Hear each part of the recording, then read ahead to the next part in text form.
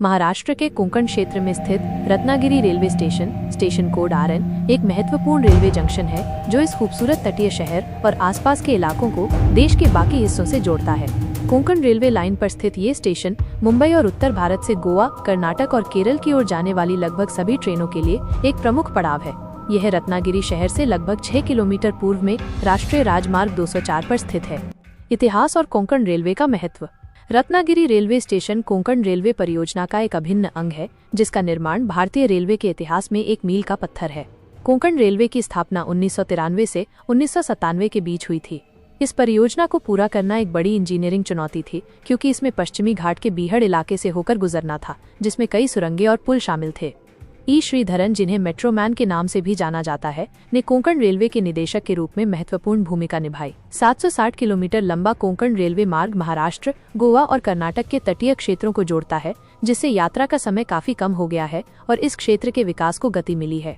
Ratnagiri station Konkan railway zone के अंतर्गत आता है, जिसका मुख्यालय नवी मुंबई के CBD बेलापुर में है। स्टेशन की संरचना और सुविधाएं। रत्नागिरी रेलवे स्टेशन में 3 प्लेटफॉर्म हैं, जो यात्रियों के लिए विभिन्न सुविधाएं प्रदान करते हैं। ये स्टेशन जमीनी स्तर से काफी नीचे बना हुआ है, जो कोंकण क्षेत्र की भौगोलिक स्थिति के कारण है। यहाँ यात्रियों की सुविधा के लिए निम्नलिखित सुविधाएं उपलब्ध हैं। प्लेटफॉर्म 3 अच्छी तरह से बनाए गए प्लेटफॉर्म हैं, जिन पर ट्रेनों के आने जाने के लिए पर्याप्त जगह है। शौचालय, यात्रियों के लिए पुरुष और महिला दोनों के लिए अच्छी तरह से बनाए गए शौचालय की व्यवस्था है। प्रतीक्षा कक्ष, यात्रियों के आराम के लिए प्रतीक्षा कक्ष उपलब्ध हैं।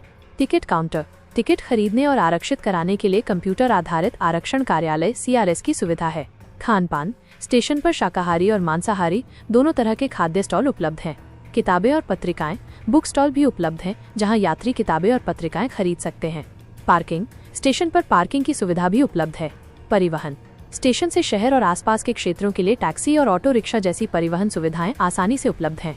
अन्य सुविधाएं, हाल के वर्षों में स्टेशन पर लिफ्ट और एस्केलेटर जैसी आधुनिक सुविधाएं भी जोड़ी गई हैं, जो यात्रियों, विशेष रूप से वरिष्ठ नागरिकों और दिव्यांगों के लिए यात्रा को आसान बनाती हैं।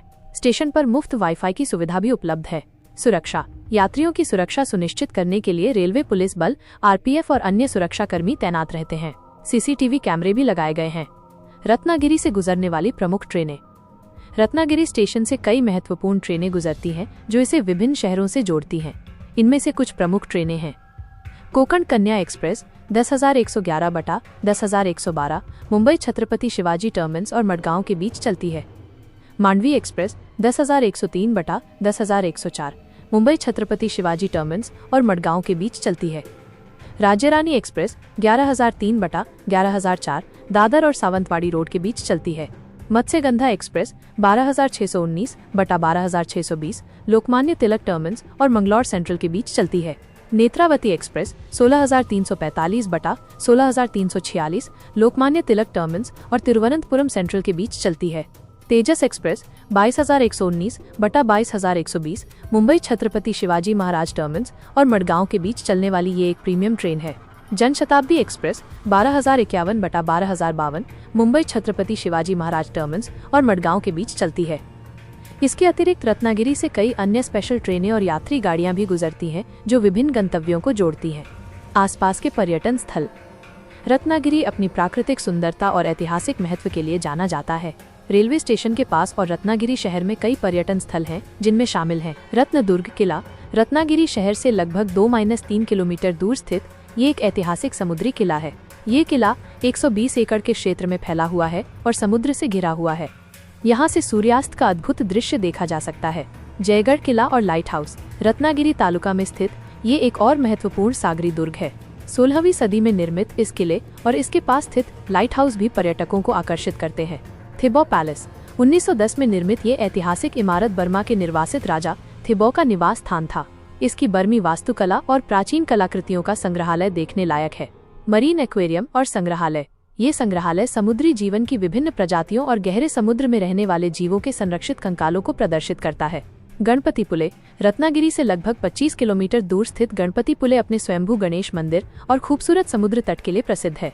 पावस स्वामी स्वरूपानंद के आश्रम के लिए जाना जाता है, जो एक आध्यात्मिक केंद्र है। मंडनगढ़ एक और ऐतिहासिक किला जो आसपास के क्षेत्र में स्थित है। रत्नागिरी रेलवे स्टेशन कोंकण क्षेत्र का एक महत्वपूर्ण परिवहन केंद्र है। ये न केवल यात्रियों को सुविधा प्रदान करता है बल्कि इस क्षेत्र की अर्थव्यवस्था और पर्यटन को भी बढ़ावा देता है।